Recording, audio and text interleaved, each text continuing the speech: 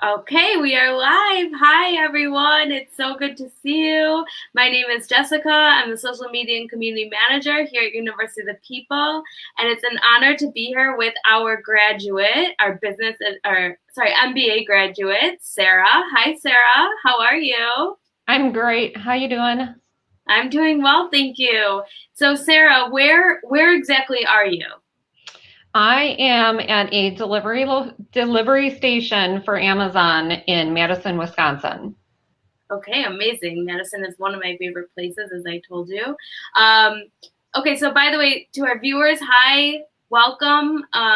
Today's International Women's Day, which is why we have Sarah on the line with us. This is her second interview with us, so I'm very, very grateful. And Sarah was actually featured in one of our NAS Daily videos, so you can go to our YouTube channel and check it out there. It's also all over our social media. If we can provide a link for you later, if you'd like. But we're really here today to celebrate women all over the world and their amazing accomplishments. And Sarah has had an amazing life. I'm sure she'll talk a little bit about her journey. But Sarah, I want to start off with, first of all, thank you again for being here and being here in honor of International Women's Day. So why don't we start off with this question, Sarah? Who is your role model? Yeah, thanks for having me again, Jessica. This is really fun, and I'm really honored to be able to do this with you. Who is my role model? I don't. That's a big question. When Mhm. I think of a role model, I think of somebody who does things that inspire other people. And I've been inspired by so many amazing women in my life. There isn't one person that I want to emulate. There isn't one person that I want to be like because honestly, I don't want to be like anybody else. I want to be me. I just want to be the best version of me that I can. So, to kind of answer that, I would say I don't really have a role model, but I have a lot of women that inspire me. My godmother is somebody that I'm very close with. She inspires me every day.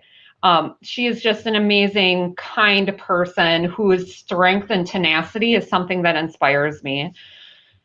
If I look at historical figures or celebrities, there's so many amazing women out there that I think have inspired millions of people, not just me. I think of Harriet Tubman and how terrifying that must have been. How brave she was, how much courage she had to do the things that she did.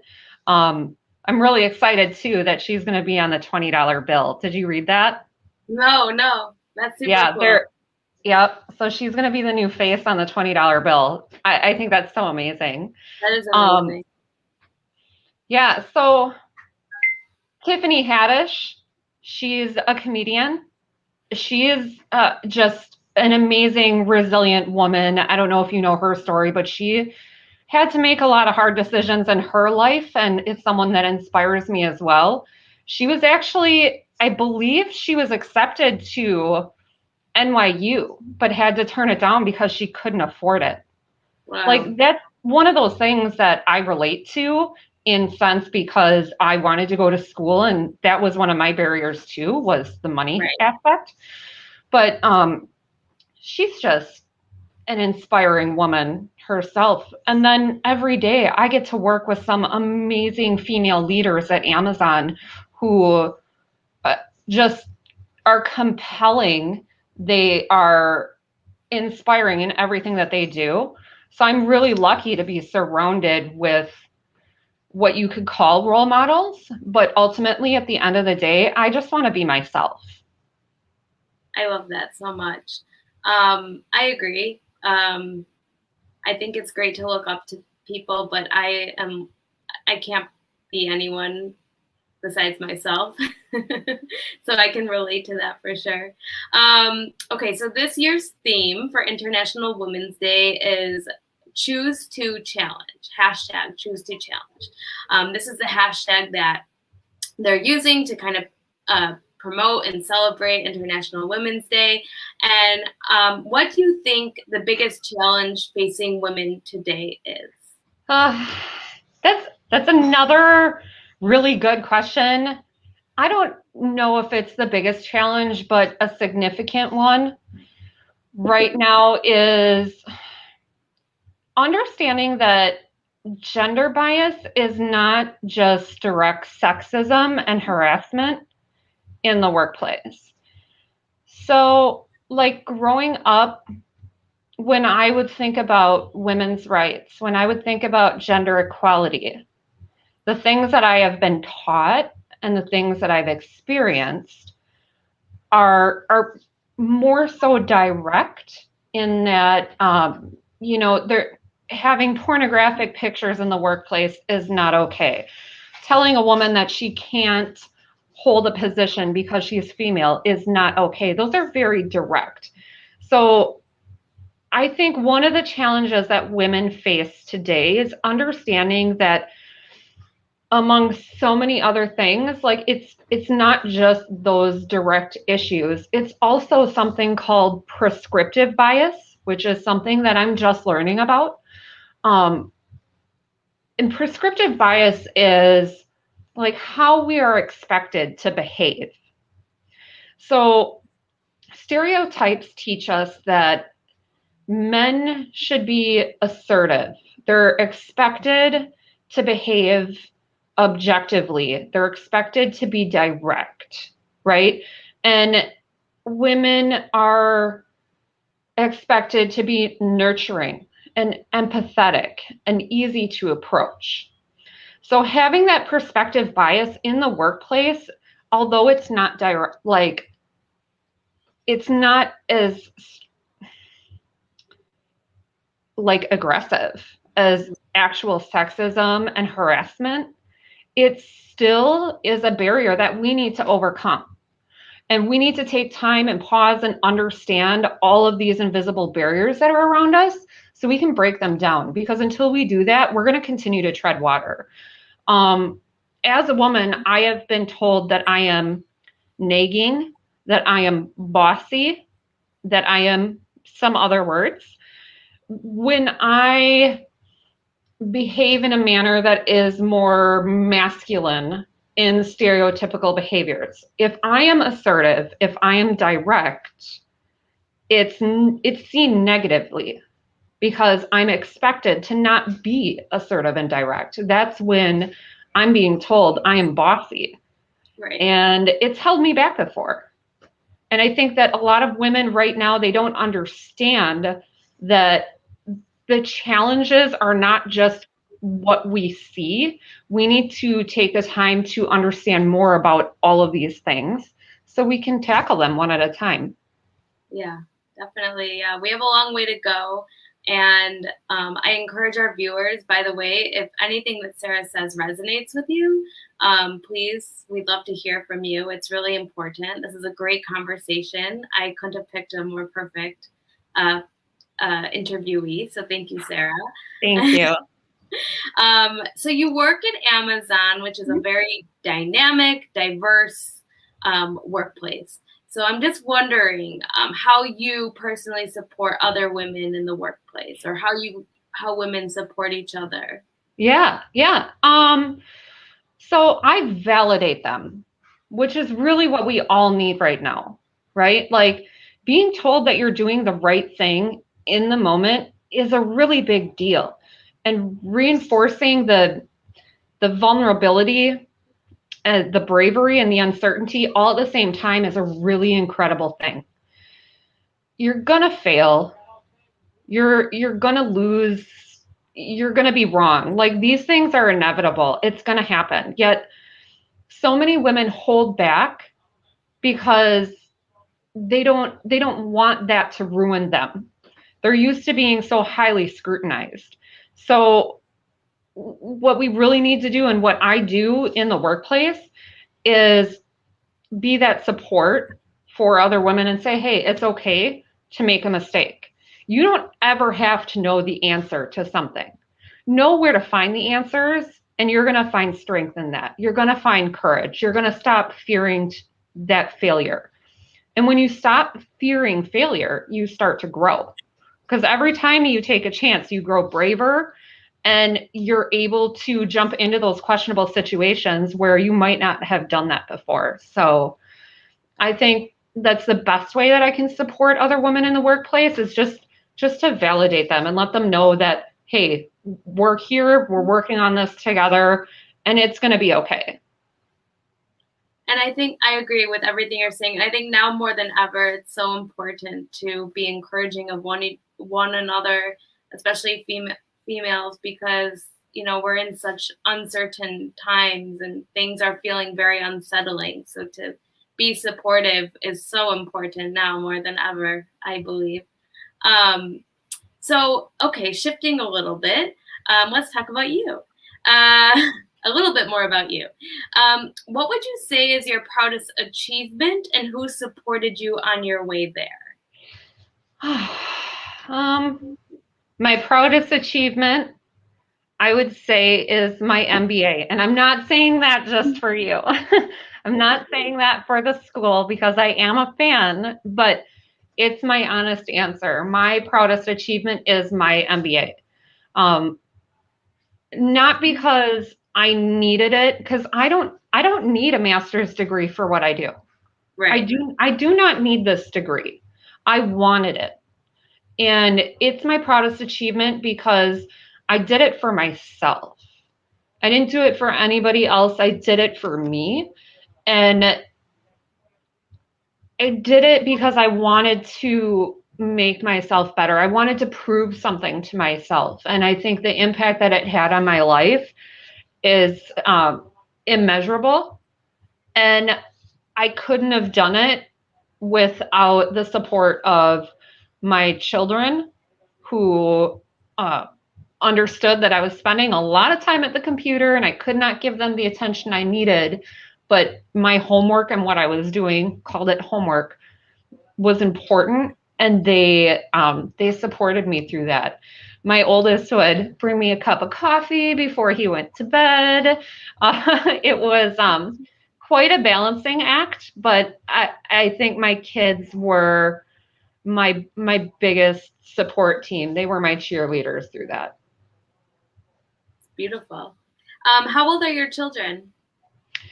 My oldest is 21 and my youngest is 19 now. Very nice. And are they living in Madison also? No. My youngest is, he's an active Marine. Okay, so cool. He is getting ready to be deployed to somewhere. I'm not sure. And my oldest son lives in Milwaukee. Okay. So not far. Mm-mm.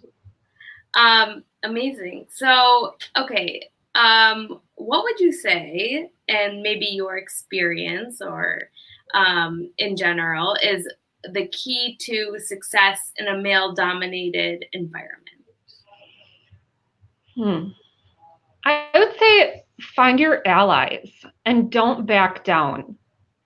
I have a handful of males in the workplace I know I can go to for support that fully recognize the conscious and unconscious gender bias in the workplace. 100%. Right. Like, these people will speak up for me. I've had one of them shut somebody else down that was interrupting me, like, in the moment. And they are people that will answer my call no matter when I reach out for help. So having allies grows the culture, I think, of inclusion and equality. Having allies and making them known to other people also normalizes that. Like, I see a lot of times there are situations where 100% somebody should stand up and say something. Someone needs to say something. And I've seen it in those situations where nothing's said. And I think that we're at a place culturally where everyone's learning this together. So it's kind of uncomfortable to stand up and be that one male in the room that says, hey, wait a minute, this isn't right, because they don't want to be judged. No one wants to be judged. I understand. But if you find allies in the workplace and make them known and normalize that, more and more people are going to speak up. And it's going to grow that culture. And as we grow that culture, if people do not fit into that, they will either naturally align by learning and growing together, or they will naturally exit out of that workplace. Yeah, very well said. I agree. I love that. And I'm just curious, in your opinion, why do you think that we need more women in leadership positions? Why not? I mean, representation matters. Like, it's not a matter of why do we need them? It's why don't we already have more women in positions of leadership?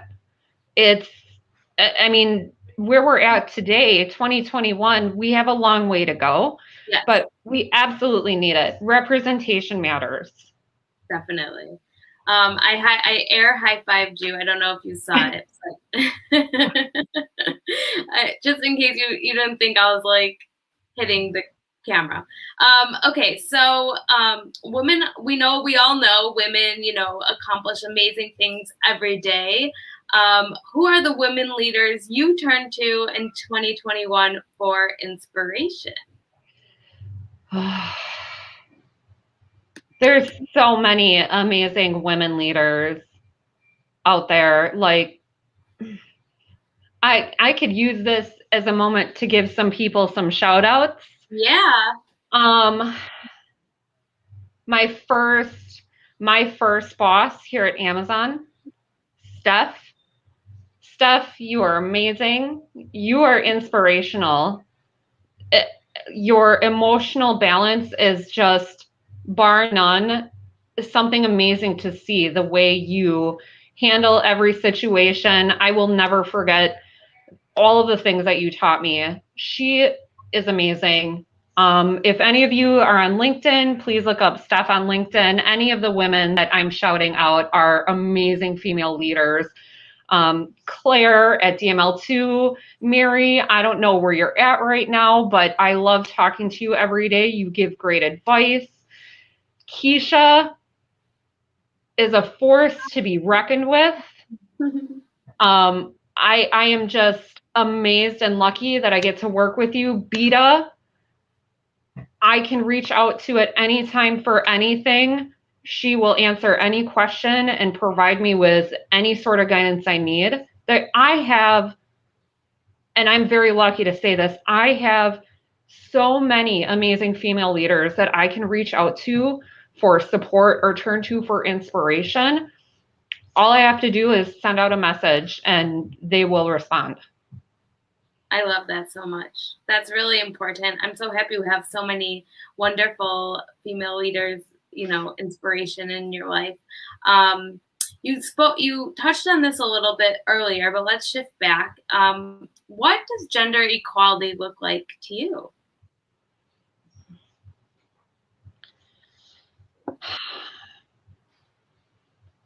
I would say gender equality, what that looks like to me is continuing the conversation, but changing the narrative to go beyond the gender binary. A lot of people, for it being International Women's Day, we need to remember that it's not about male or female. There's a lot more going on here.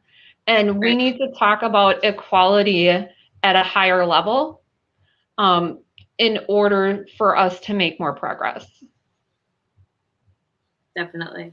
I think we've come a long way, but there's a lot of work that needs to be done. That's for sure. And you, I didn't say in the beginning, but I think it's obvious that you're from the US based on your accent. but what does it mean to be a woman in the United States? We're very lucky here in the U.S. that we're encouraged to be leaders, and we're encouraged to, to be women. It's not like this in every country. So I'm just curious what it means to be a leader, to be a woman in the U.S. to you. I think it means we have a lot of opportunity. And this can get kind of political for me, so I'm going to be careful with how I word that. America, by all means, like if you compare us against other countries, when it comes to women's rights, we are not the best country. We're not number one for women's rights. I don't even believe we are top 10 out of all of the countries in the world. So we have a lot of work to do. I think is it 1923? Like about 100 years ago, the Equal Rights Amendment was introduced. And as of 2021, it's still sort of like it's not there yet. It was only last year when Virginia became the 38th state to ratify this. And like, it's insane for me to just think about how far we come knowing we are not anywhere where we should be yet. So this fight is not over, not by any means. Right. I agree, for sure. We do have a long ways to go, although, I do think, without being political, we're in a better place than other countries, but still lots of work is to be done, for sure. Okay, so we've spoken a lot about International Women's Day.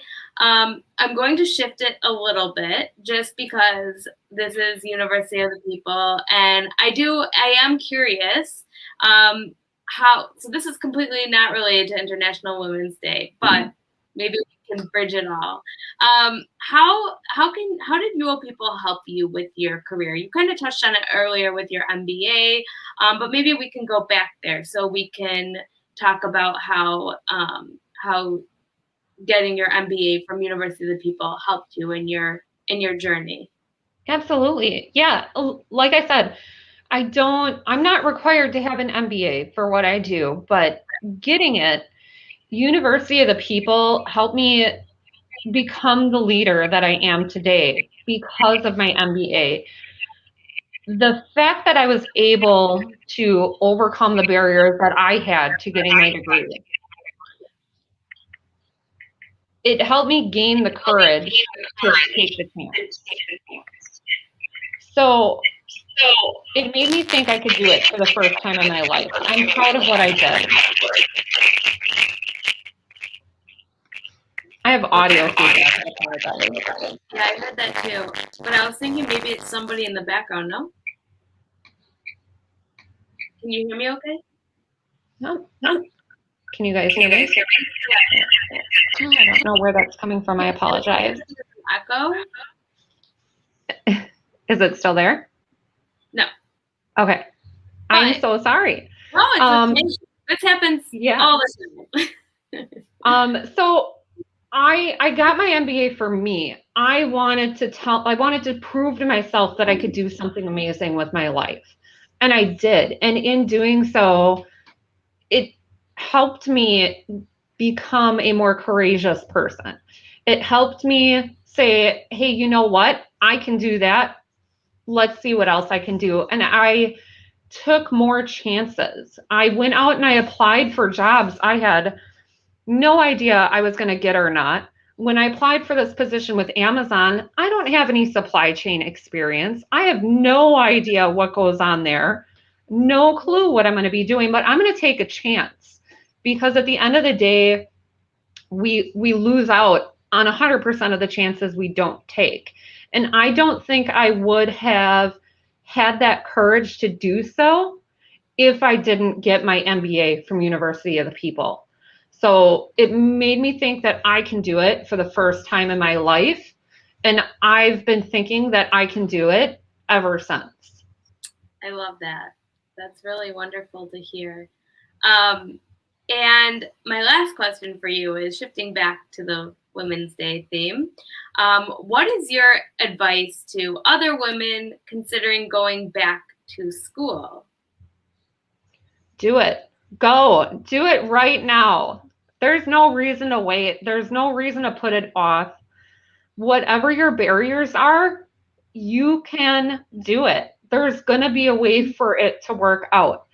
It's just a matter of utilizing your resources and reaching out to people that are there to help you. Whether or not you've got people in your life to support you, there's strangers out there. University of the People has amazing resources and counselors that can help guide you through that process in getting started and help you get over those barriers to enrolling. You can reach out to any of the amazing students or graduates that are out there on LinkedIn. You can reach out to me, but there's no reason to hold yourself back from going. There shouldn't even be consideration going on. If it's something you want to do, go do it. I love that. Very encouraging. You mentioned earlier that you went to school and you had children, and I think a lot of people are in that. A lot of women are in that boat where they are. Sorry, that's the dog. Where they are. Of course, in the middle of the interview, he barks. So a lot of women have children, and maybe that's preventing them from pursuing an education, or what would you say to those women who are mothers and busy and apprehensive about taking that step? If you can't take care of yourself, you're not going to be able to take care of other people. And if you're trying to be a better person, if you're trying to be a better version of yourself, do that, because it's going to make you better in every aspect of your life. It's not just there for you to become smarter or gain knowledge in another area. It's going to broaden your perspective. It's going to grow your network. It's going to grow your confidence. There's no reason for you to not go to school because you have children. The flexibility of the classes that University of the People provide will allow you to do it when your kids are sleeping or when they're at school or sometime in between. Definitely. So, sorry, this dog is barking. So if anyone has any questions, please feel free to DM us. You can email your advisor. You can email admissions@uopeople.edu. There's a link in the description of this event. You can go there and learn more about University of the People. But I just want to say thank you, Sarah, so much. First of all, this is round 2 of an interview. So I'm so grateful that you're here today. And I know you're busy at working, and so I really appreciate the time you've taken to do this interview. Thanks so much for having me again. And you are a perfect interviewee, as I said, for International Women's Day. Thank you. And we have a lot we can learn from you. And I'm just so grateful that you're here, and I'm grateful to our viewers for tuning in. Again, happy International Women's Day. I hope, all the women out there celebrate yourselves, and we celebrate you and all your accomplishments and courage and determination. And so thank cute. you. Okay, everyone, thank you so much. That's it. That's all I got. Please feel free to reach out on social media if you have any questions, and we will be happy to answer them. So, Sarah, thank you so much. Thanks. Be safe, everyone. Bye.